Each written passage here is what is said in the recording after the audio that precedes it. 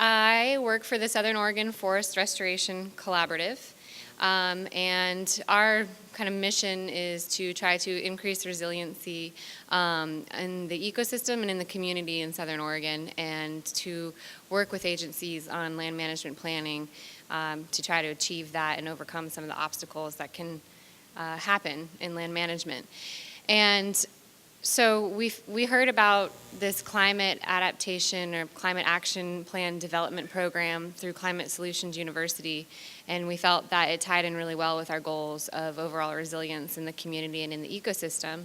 And we also thought it was a great opportunity to try to partner up with an agency to do some meaningful work and to help them meet some of their goals, such as their climate change scorecard that they have. Is everyone familiar with the climate change scorecard that the Forest Service has? It's different tasks that they're supposed to do to try to prepare and adapt for climate change. So we partnered up with the Forest Service to take on this climate action plan with the context of shared climate resilience goals. And this is kind of an overarching theme in this presentation is the idea of shared goals, not even necessarily particular to climate change, but for resiliency in general, and how you can get people on board and to collaborate and strengthen capacity to increase resiliency in general, and of course for climate change as well. So a little bit of background on the process that we're going through. It's a 4-step process, and we're doing the first 3 steps this year. It's a 10-month intensive educational program. So we've done assessments of forest, water, climate, and economics. There's a lot of science and data and graphs in there that I'm not going to go over for this presentation, but if you're interested, feel free to ask me later. And then we're developing a plan for the Rogue Basin that has specific on-the-ground recommendations for implementation. And then next year, we are going to try to do an implementation of the recommendations in the plan. And so the plan is not quite done yet. It'll be done in November. So the next couple slides are people that have either been really involved and helped me make charts and graphs, helped even write parts of the plan, to people that have just wanted to stay in the loop, or organizations that are interested in what we're doing and want to stay informed. And so this has been a really iterative process, and there'll be more people that are brought on board as we move forward. I guess the reason I'm showing these slides is not just to show who all we've engaged. You know, there's NGOs and agencies and municipalities and cities. It's also to show that we've developed and strengthened partnerships in this process, both for the collaborative and for the agency. So we're building capacity. We're learning about what each other have going on, different projects and opportunities that we could link up.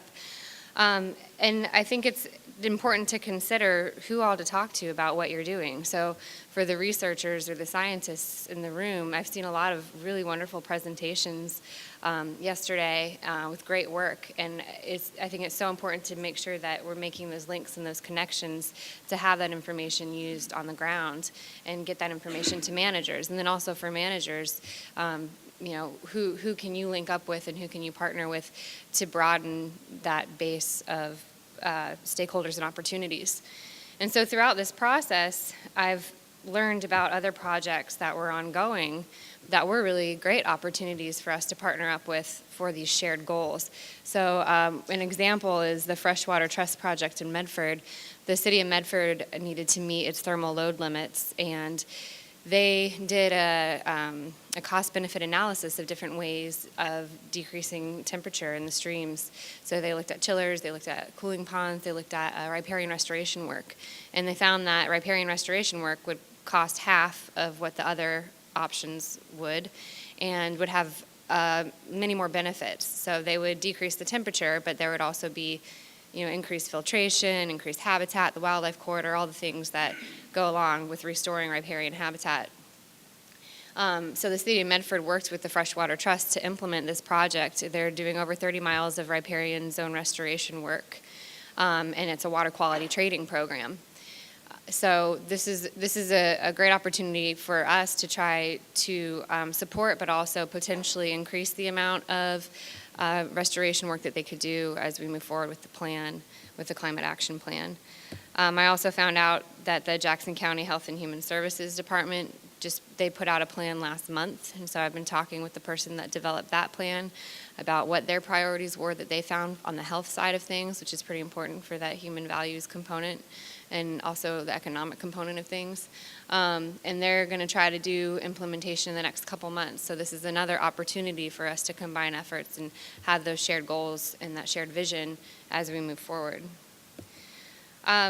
So I've been talking about stakeholder engagement a lot. I guess my recommendations, if anyone's doing a project like this or in general, is to really have continued presence and contact. So it's been a lot of phone calls, a lot of emails, and even if it seems like people are just deleting your emails, I think it's important to keep sending them if they said that they were interested. I've had people show up to meetings that I hadn't heard from in months. So they were kind of keeping track of what was going on, and at least by having that continued presence, they see what you're doing and that it's happening. I've given a lot of presentations at collaborative meetings and local climate action network groups and things like that as well. Thinking about how it's mutually beneficial. So getting all these people on board and these stakeholders in the process is really thinking about how to frame the issue in a way that demonstrates how they're meeting their goals, as well as how you can meet yours when you move forward. And then letting go of the ego has been really good too, I think. So when I call people or when I'm talking to people, I'm doing this plan, it's, you're the expert, we really need your input. This plan would not be viable without your expertise. Will you help? And I think people really want to help, and that makes them feel good, and it gives them ownership of the project too. And so I think that they're more likely to be more engaged in that and to follow it through to the end and be supportive. So some of the challenges is bridging that gap between all the information that you gather and all the science that you have, all the people that you get on board and their values, and taking that into actually implementation and management.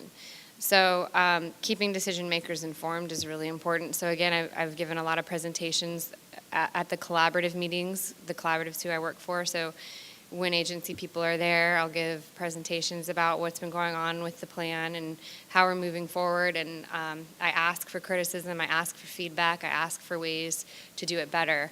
Ken Wursler's been really invaluable in this process as being a link to the agency and someone that's willing to take that on, to bring that information to the supervisors and make sure that they're continually informed about the process. So finding that person in an agency that cares and that can work with you is really important. And then demonstrating the strengths and the weaknesses of the process. So this is a 10-month program that we're going through, and so it's very fast, and there's some strength to that, but there's also weakness because there's always more people that you could engage, and there's more data that you could get, and you could get more specific about your numbers or your graphs or whatever else. But there's always more. And so having that timeline also makes you get something done, and it gives you a foundation to work off of. But pointing that out in the work, I think, is really important too, to maintain that support from people. So ultimately, it's about building capacity and support. Working with the agency has helped the collaborative to find funding from other sources from the agency, but also from the agency. It's helped us with research and with data. So the expertise that's in the agency has been really great. And then in turn, the Forest Service working with the collaborative has helped with community outreach, building partnerships, getting that support to build the capacity to actually do something on the ground with a lot of stakeholder engagement and a lot of interested parties that have investment and ownership of the project. So ultimately, nobody has the answer to climate change. Nobody has the solution or knows exactly what's going to happen. We have a lot of great information and great research out there, but what does it mean to be a climate adapted community or to have resilience in your community? And throughout the process of this work, I really feel like this is what it's about. It's about building capacity and support. It's about figuring out what everyone else is doing in your community. So these other projects that we learned about in this process, it's important that the community is aware of those and that you are making those partnerships as you move forward so that you can do things on the ground, but also so that you're prepared and you have the nimbleness and the flexibility to adapt and to have the capacity to do so as things change in the future, because we don't know exactly what is going to happen. We just know that something's going to happen. Our natural resources are going to be affected.